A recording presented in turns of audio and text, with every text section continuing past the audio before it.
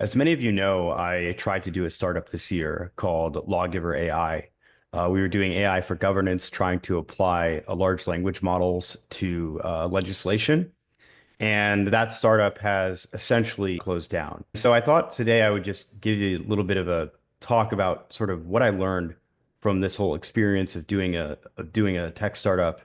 I myself trained as a software engineer, and I spent about a year working at the application level on AI software. So I'm relatively knowledgeable about this area. I'm not like an ML engineer or an AI researcher by any means, but I do understand the tools, the frameworks. I built out a lot of different kinds of RAG pipelines. I built out agentic workflows, et cetera. And so I went into this back in April and really full time back in June of this year, or rather last year, 2024, ready to build something for myself. Finally, I felt like my engineering skills were at the point where I was able to really build out full-fledged applications. I had spent a year in an organization building lots of applications out from scratch, all on my own, and deploying those and maintaining those.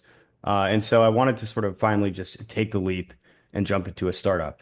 And I learned a lot of things along the way in terms of why it didn't succeed and what I would do differently this time.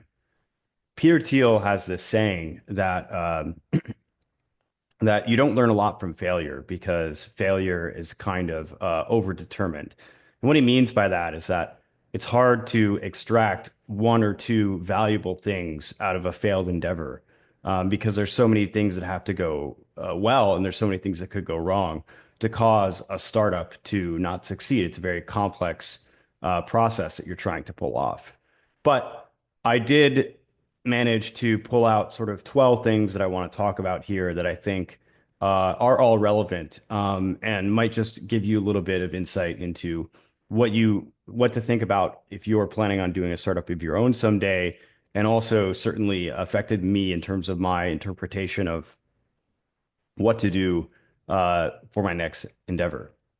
So the first thing I would start with is you should try to find a co-founder before you decide to do a startup. This is something that I sort of did in the beginning, but also didn't quite do as thoroughly as I probably should have. So I ended up being a solo founder. And being a solo founder, especially when you're a first-time founder, is extraordinarily difficult. It's difficult for a number of reasons, some of which are practical, some of which are social, and some of which are psychological. So I'll go into each of those three reasons and explain a little bit about what happened with me and my initial co-founder. So I initially had a co-founder that I picked out after I had decided to do a startup. So I basically had this startup in mind that I wanted to do. I started thinking about it. I started ideating on it outside of work, and then approached an individual who I was friends with, who was a much more senior engineer than myself, with the proposition that he comes on as a co-founder and eventually would become my CTO. Um, and this ultimately didn't really work out for a number of reasons. He wasn't really at the stage of his life where he was interested in dedicating all of his time and effort into doing a startup. He was also a very risk-averse person and only really wanted to go all in once I had successfully raised some capital in order to give him a paycheck, which frankly is kind of an employee mindset. This idea of like, I'm not going to do any serious work until you're already paying me. It's not really something that a founder thinks, but it's definitely something that an employee thinks. And this person had not ever really been a founder before. And then there were a few other reasons why it just wasn't really a good fit.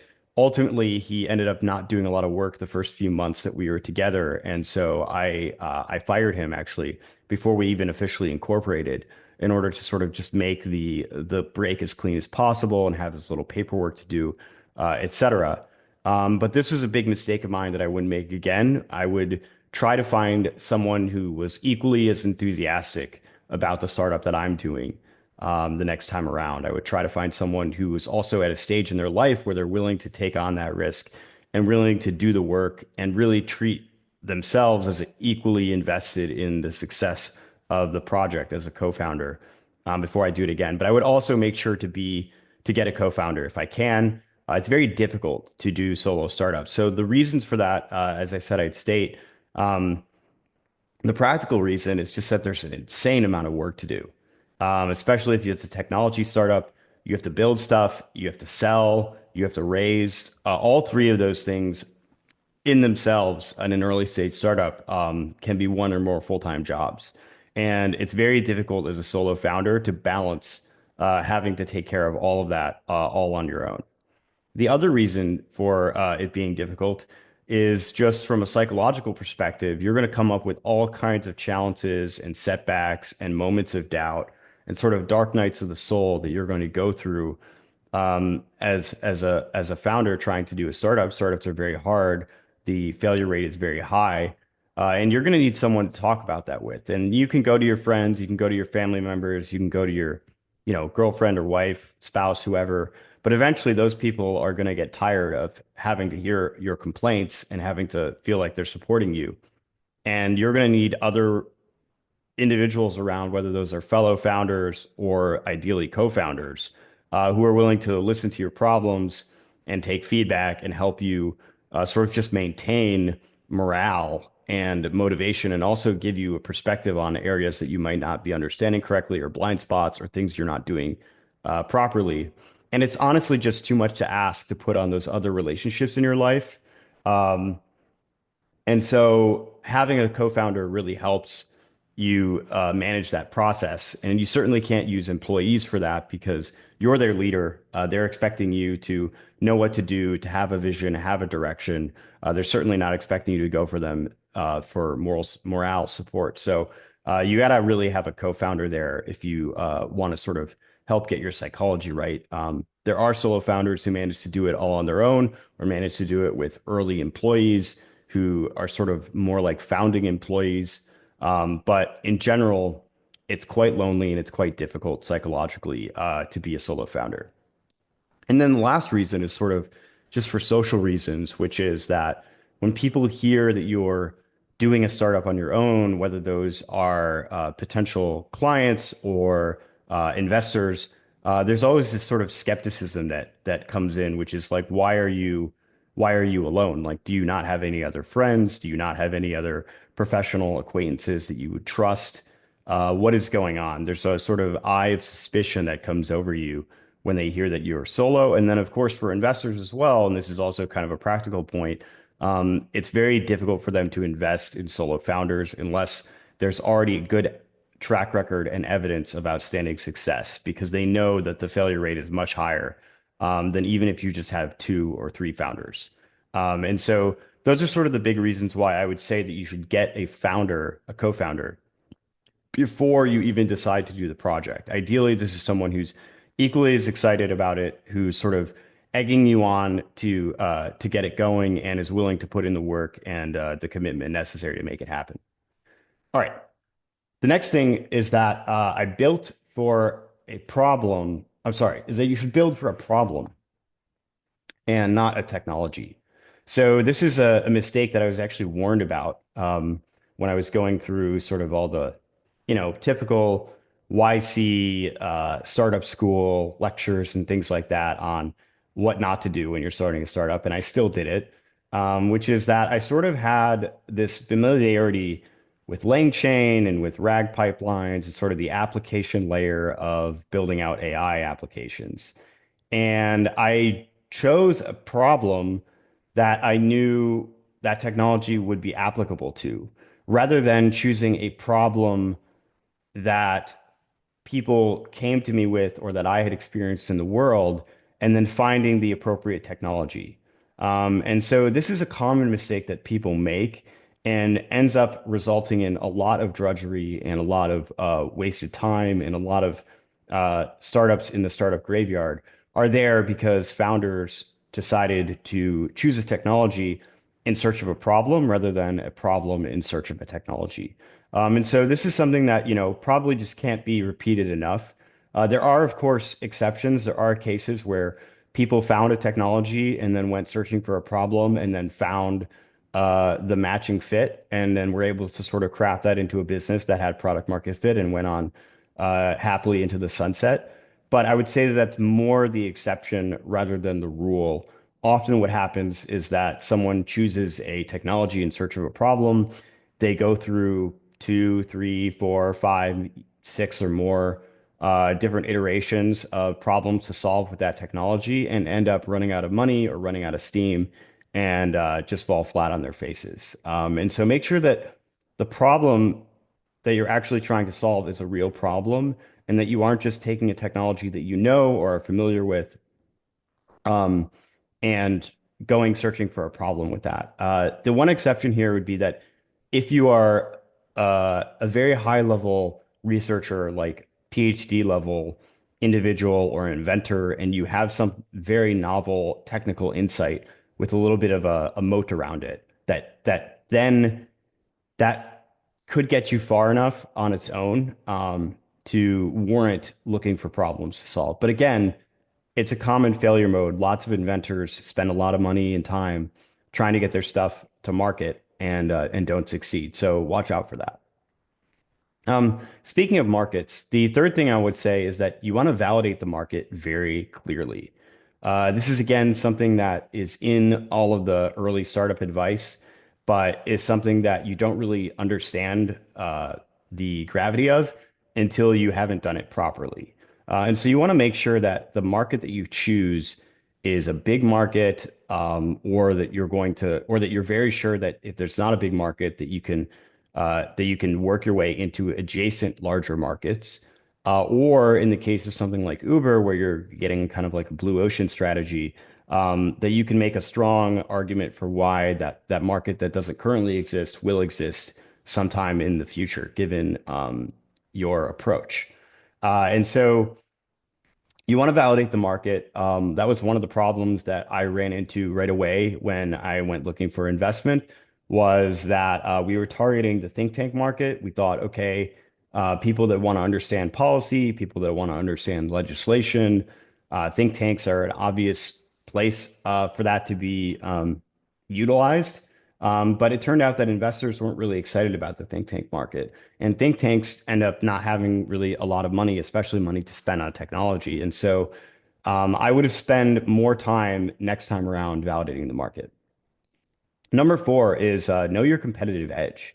So again, this is similar to the market idea, but also similar to the sort of having a unique technical insight or product insight, which is that you want to understand what about you and your particular approach is actually competitive. So the space that I was in, it turned out, was extremely competitive, and it wasn't that competitive maybe a year and a half or 2 years ago because the AI tools we were using weren't quite good enough to do the job that we were doing extraordinarily well. But literally over the course of the 9 months that I was working on the startup, uh, lots of new competitors either were discovered or appeared because of the fact that what we were doing fundamentally, which was like running RAG on PDFs and getting chat and citations, these things were not technologically defensible. And so the competitive edge that we were trying to sort of eke out was more in like the UX, UI space. And if you're trying to get a competitive edge that way, you can, but it's much more amorphous. It's much harder to define, and it takes a really cracked team to sort of win out on UX and design. If you're not coming at it with a strong technical edge, then the question of where your competitive moat is or stickiness is sort of the phrase that people use now because moats have become harder and harder to build with all the AI software. Um, becomes extraordinarily important. And so, another competitive edge that you could have would be also in like sales and distribution. If you or someone on your founding team is just like killer at setting up sales pipeline or has some insight or lots of industry connections in the area that you're targeting and can get distribution done better, faster than your competitors, that's another area where you might have a strong competitive edge. But you want to make sure that you have some kind of competitive edge because if you don't, you're just going to drown in the sea of other sort of commoditized products. Which leads me to my next point, which is that if you're not well connected, then you should have a lot of savings. Um, So this is something that I think a lot of founders, especially young founders, maybe discount. Older founders tend to be more risk averse and also might have houses and families and other financial obligations. And so they have very practical reasons for making sure that their financial situation is stable. But a startup is very financially unstable. That shouldn't scare you away if you do it properly.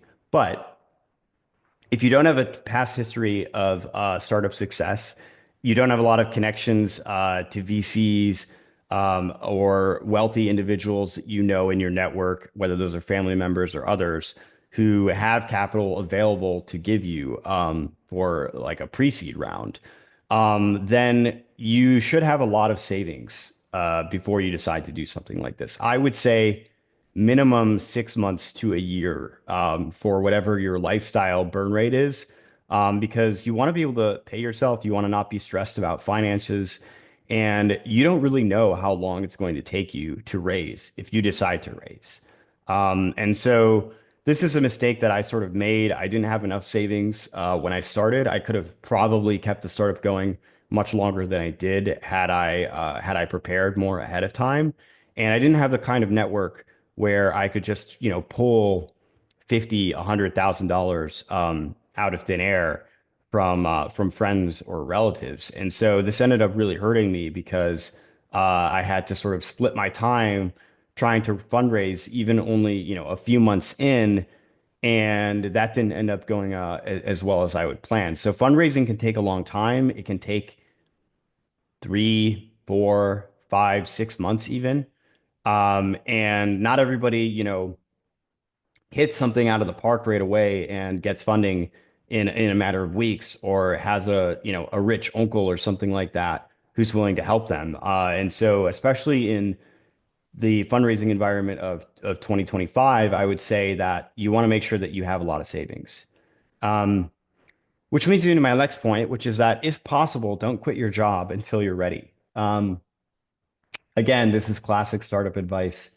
Everyone, when you're starting your company, feels like it's an emergency and that you have to sort of get it going right away. And if you don't get it going right away, you're going to miss your opportunity. But rarely is that actually the case. If anything, as time goes on, especially if an emerging technology like AI, um, sort of like consumer grade AI, I guess, you will learn more about what kind of business models and what kind of markets actually work for this emerging technology. And waiting, 6 months, a year probably isn't going to kill you. Most likely, your competitors are not going to be good enough to sort of get a total perpetual advantage over you by getting that much of a head start. There are some, of course, exceptions to this. There are certain cases where, like, look, if you didn't do ChatGPT when OpenAI did ChatGPT, then yeah, you're going to be playing catch up. But as you can see, even a company like OpenAI has strong competition from Anthropic and from Grok now, and even from Google. And so, if you're not ready to actually do the startup, then I would say that you should stay in your job as long as possible. And just not quit until you have a little bit of traction, or you have some money coming in, or you have some funding on the horizon. Just stay in your work, your day job, and build out what you need to build. And then when you're ready to switch over, you can switch over without the lifestyle stress. Build fast and launch fast. So again, this is classic startup advice, sort of move fast and break things, but maybe leave out some of the breaking parts. You should launch as soon as possible. This should be like measured in, if you can, weeks, not even months. I waited 5 months to launch my MVP. And that was too long, given the runway that I had and given the investment environment and the situation that I was in.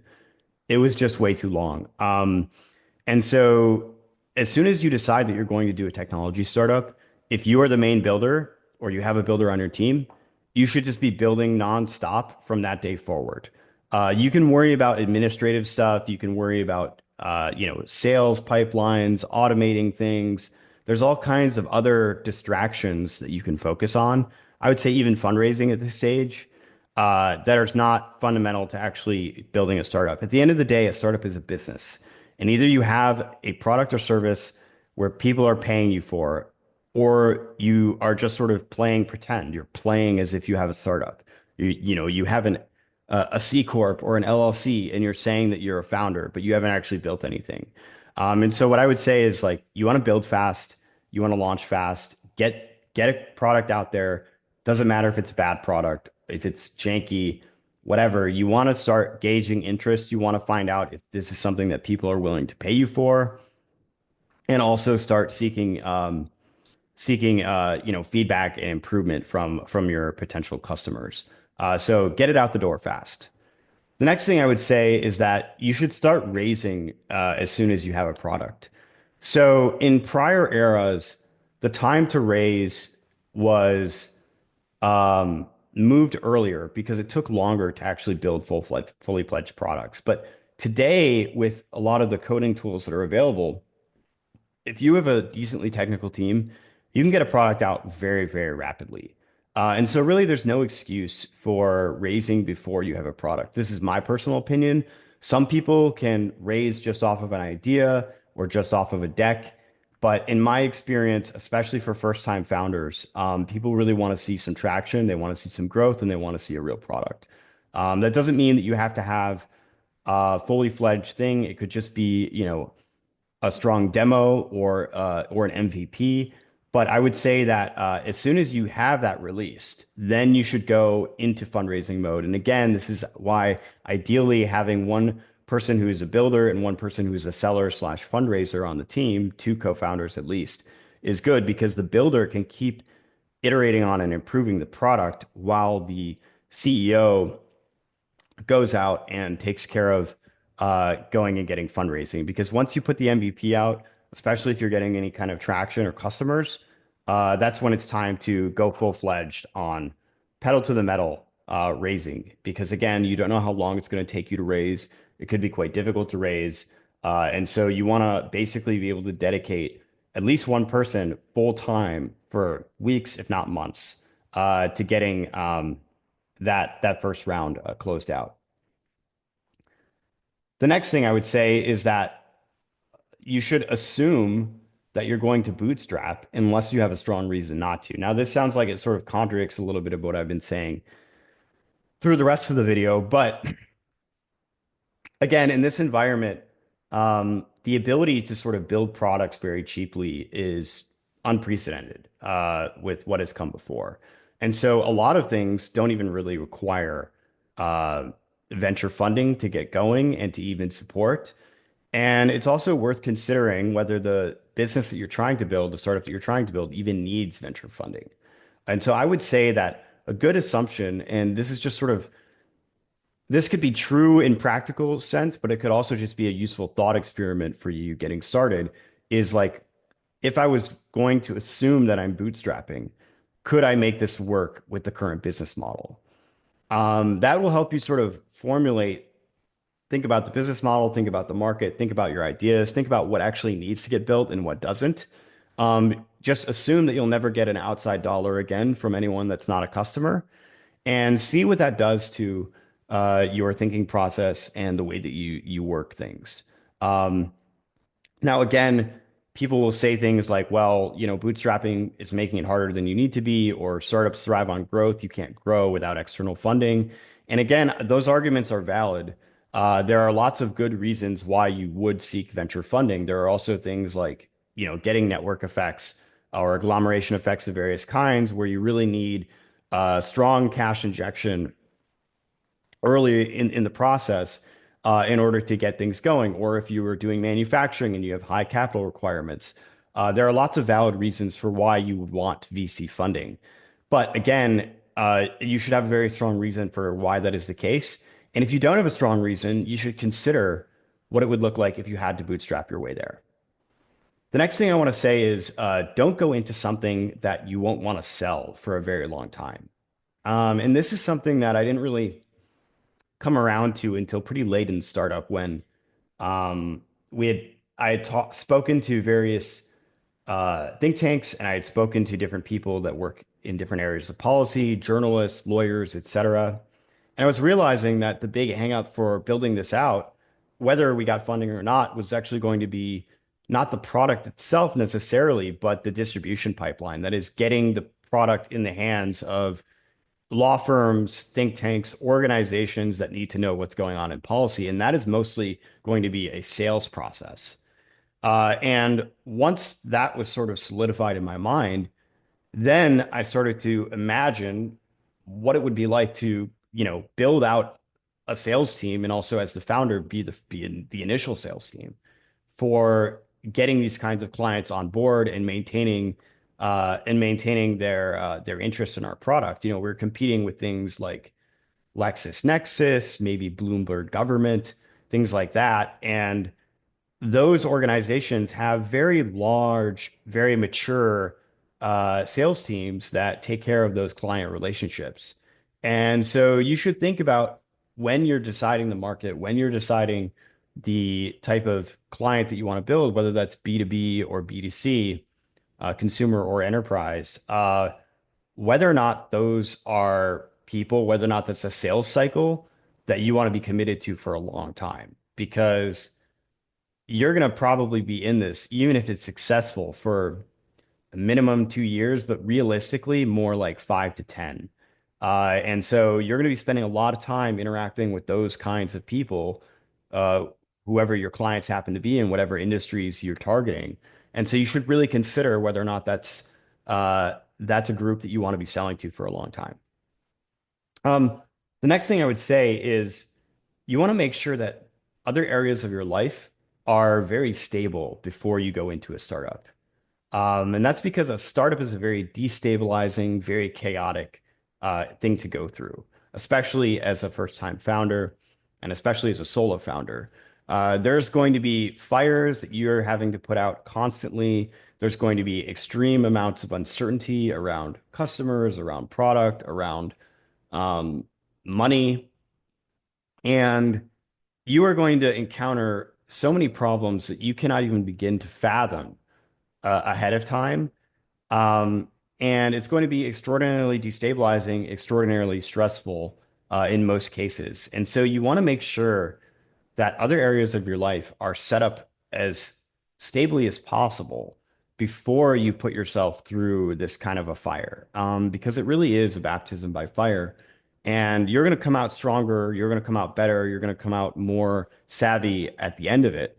But it could end up really straining your personal relationships, your family relationships, your friendships, your lifestyle, if other areas of your life are not set up properly. So this isn't just about having the money set up properly, but also about where you're living, whether or not you have children to take care of, how things are going in your romantic life. If you're in a relationship, is that relationship in a mature, stable stage where it can tolerate the stress of a startup? If you're married, is your spouse supportive? If you're single, are you ready to not date for a long time? Because that's most likely going to be the case. And so you should really just think about whether your other areas of your life are stable before you decide to put yourself in this kind of a chaotic situation. And the last thing I would say is to choose the right vehicle for your vision. For me, when I started Lawgiver, I had a vision for what I wanted it to be. I wanted the all-in-one AI solution for governance, right? We were imagining AIs eventually writing laws, doing version control on bills, simplifying the legal code, looking for loopholes, looking for advantages in things, and overall, we wanted to formalize the law. That was sort of the final vision. And I believe that that vision is a true vision in that it will eventually come to fruition in some form. I don't know if something that I create or another organization or set of organizations is going to be the one to do that. But I do believe that is where the future is going. And the big sort of mistake was not choosing the right vehicle for that vision. It could turn out to be that the right vehicle for that vision is something like a nonprofit, or the right vehicle for that vision is actually inside of the government itself. I don't know what the right vehicle is going to be. But if you're going to start a startup, most likely, It's because you have some sort of strong, compelling vision for what the future will or should look like. And given that vision is going to be compelling to you. But if you want to actually be the one to realize that vision, you have to make sure that you're choosing the right vehicle for doing so. Because if you don't, um, you'll end up falling backwards. You'll end up falling on your face, and you could end up spending a lot of time and money working on something that doesn't ultimately get you to that vision. And maybe, you'll eventually get to that vision again in the future when you start something else. But it's important that you think about, okay, is this thing that I'm creating right here the right vehicle for realizing this vision in the world? So those are my 12 sort of lessons from doing my first startup. And I thought it would just be useful to share them with you. Like I said in the beginning, you know, Thiel says that failure is often overdetermined and that it's hard to learn one or two important things from a failure. But I think you can learn maybe, a dozen or so things because I certainly did. And this has really informed what I would do next time and how I would structure my next company. So thank you for watching. This is Alex Mershak with Hacking State. Peace out.